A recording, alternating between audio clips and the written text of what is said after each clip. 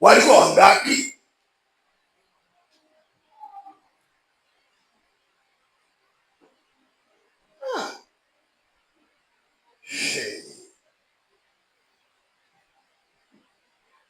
Katibu, naona hii hali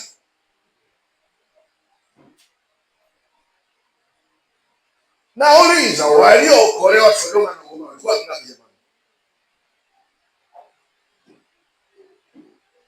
Unasema unajua mwenyewe, si tu kupiga hesabu ya nyanya. Mnazo sana nini nyanya?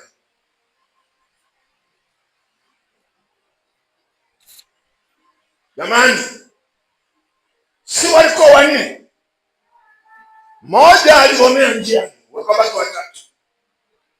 Pamoja na hao wachache, Mungu alituma malaika kuwatoa. Sasa ni hivi, nimesema hivi, kiongozi wa kweli huwa ana neno maalum kutoka kwa Mungu kwa ajili ya watu walio chini yake. Anapewa neno maalum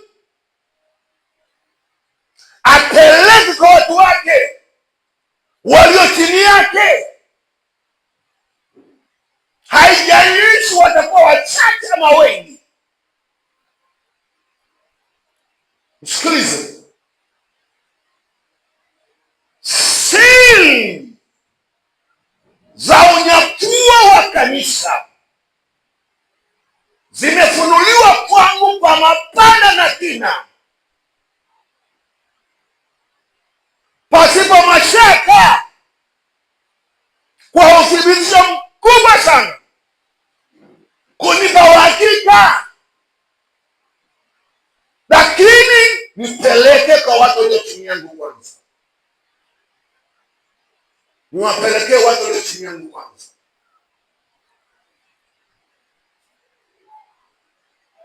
Nilichoshangaa ni Mungu ameendelea kusema nami kuhusu nyakati. Kipindi miaka kama mitatu imepita, nilikuwa naona kama masaa ya saa 9:30 hivi,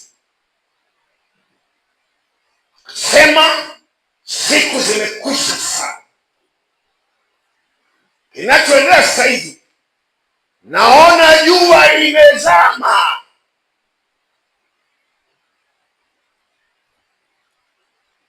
Naona jua limezama.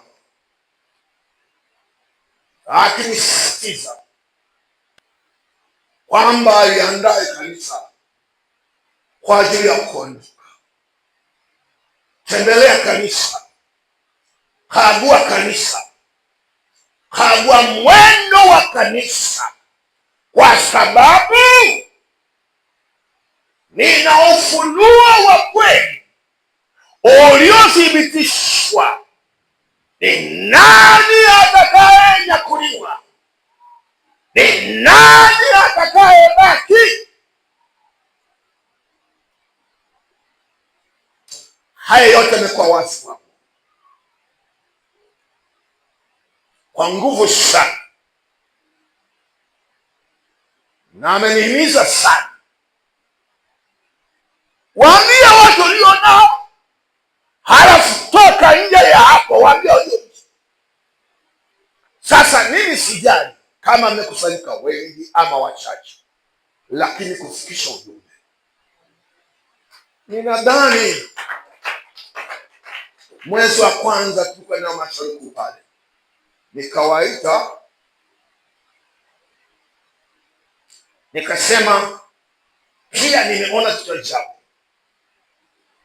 Ilionekana baada ya maombi yangu mara nyingi sana, baada ya maombi yangu ya mkesha mara nyingi sana, baada ya maombi yangu ya mkesha, masaa ya saa 11 huwa naletewa maono mazito sana.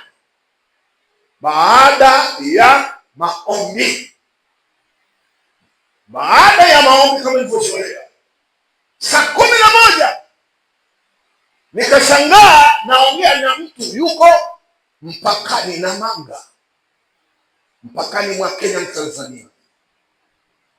Tunaongea, tunasikilizana, yaani sio kwa simu. Ni mambo ya ajabu sana, sio kwa simu. Yuko na Manga saa 11 alfajiri, anasema tuko mpakani, tutakunywa wote chai asubuhi hapo Dar es Salaam. Hayuko kwenye ndege, anasema tutakunywa chai wote asubuhi hapo. Maandalizi ya chai asubuhi na kuoga pia. Nilishtuka sana. Sema lake nini? Naongea na mtu yuko mpakani, tunaelewana. Maana yake nimekaribia kulichukua kanisa langu. Fanya maandalizi kabla kanisa liweke sawa. Weke sawa kanisa. Inuka, tembelea kanisa. Haya, tulipomaliza kikao nikaenda Makaleni. Nikiwa Makaleni, baada ya maombi yangu, jamani, hata naposafiri nashindwa kulala wachungaji, kwamba nilale moja kwa moja nimechoka. Itakuwa labda nauma. Yaani hali ya kukesha, hali ya kukesha kama hali imekuwa sugu. Nishinde kukesha saa 1 usiku, nakosa raha. Kama nitaomba nimechoka sana, basi saa 1. Kwa hiyo nako asante Makaleni baridi. Nikaingia kwenye mkesha wangu, nimeomba usiku huo masaa yale saa 11. Nikaletewa tena maono, naona msitu unawaka moto kama karatasi. Ule moto unaenda kasi sana. Sema jamani, tuondoe mabegi kwenye nyumba, tuondoe mabegi. Ule moto hauko mbali, maana msitu unawaka kama karatasi. Nikashtuka. Akasema ule moto unawakilisha hukumu ya Mungu katika dunia hii. Kuondoa mabegi, kuwaweka watu sawa kwa kuondoka. Usiache ujumbe huu. Waweke watu sawa. Tembelea kanisa, wafikie walio nje.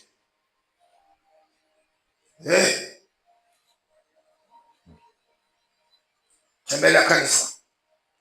Kwangu si wakati wa kulala. Na niseme kwa bahati nzuri,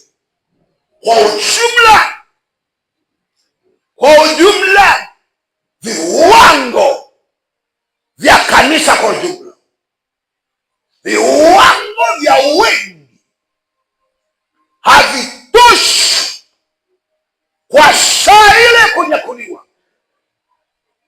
Wengi wao ushirika na Roho hauko hai, hauko hai. Sawa, wapo wachache ushirika wao uko hai, lakini wengi wao ushirika na Roho hauko hai, hauko hai. Lakini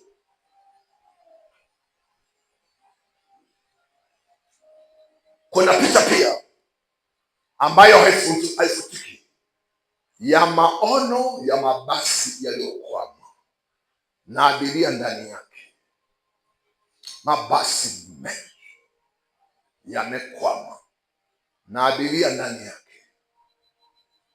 Nikaambiwa mabasi haya yanawakilisha makanisa. Hao abiria wakilisha wanene, hao madereva ni wachungaji. Kubaki kukwama ni saa ile ya unyakuo, ni saa ile ya unyakuo. Akasema hivi, kama basi limekwama, dereva yumo; kama basi limeanguka, dereva yumo. Ikaonekana ni abiria ni wengi wamebaki, ni saa ile ya unyakuo. Kutakuwa na vilio ambavyo havijapata kutokea. Ile hofu ya kubaki tu katika saa ya unyakuo. Nawaambia hivi, anga la Mbeya litafunikwa na vilio vya ajabu kupita kiasi. Ikiwezekana mwanadamu ana sauti kuliko punda. Hofu isiyowahi kutokea itatokea. Walio mashambani wataacha mashamba, wataacha maduka, masoko yatakosa wauzaji na wanunuzi, mashamba yatakosa wakaaji, ofisi nyeti zitakosa ulinzi, maana lile tendo litaitikisa dunia ambavyo haijawahi kutikiswa. Yani mpaka Ikulu kutatikizwa, rais atakimbia bila mabodigadi. Mabodigadi watasahau wajibu wao, maana hofu kutoka kwa Bwana. Naye atakayesimama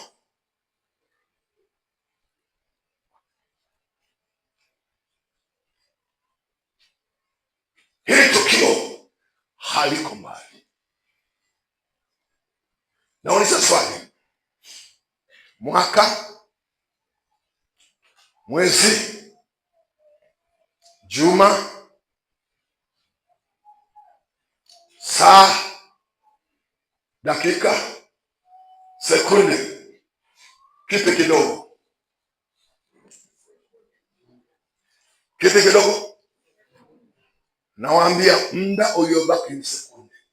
Kwa mnaamini kuamini, muda uliobaki ni sekunde. Ni sekunde.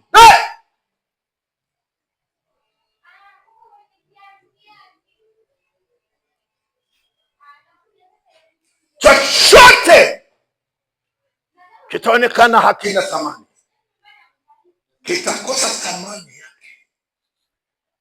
Watu watajuta, lakini watakuwa wamechelewa. Watakuwa na maswali, kwa nini nimebaki? Mbona nilikuwa ninasali? Kwa nini nimebaki? Hayo maswali haya yatawasaidia. Watakuwa wamechelewa. Kumbe sasa ni wakati wa mtu kuwa na maombi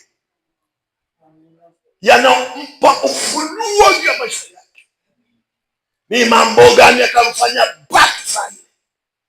Ni sasa kujua mambo yatakayofanya ubaki. Ni sasa, sio maswali ya saidi hata msaidia mtu. Sasa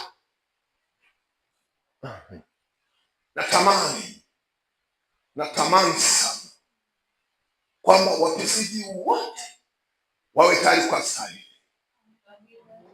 Mara kwanza unajua nidanganyika, nikafikiri wapisiji wote sasa watakuwa tayari. Nilikamshwa, akanikamsha, nikasema kwa ujumbe huu nikitembelea mpaka sasa wapisiji wote watakuwa tayari. Nikalitoa picha pili, nikashanga watu wanamkimbia mpinga Kristo, wanakimbia hakuna mfano kwenye miguu, ni kama amefungiwa mashine kwa sababu ya kukimbia. Nikashangaa hata mtoto wa kuzaa yumo, hata mtoto wangu wa kuzaa ndani. Akasema wamesema washika utapisia kuondoka, si sio. Akasema yule mtoto wa kuzaa anawakilisha kanisa kwa ofisi. Kuna watu ndani ya kanisa ofisi wanaishi kana kwamba hawajawahi kufundishwa, hawajahubiriwa, hawajasikia Mungu hajasema, hawabadiliki. Unao PCG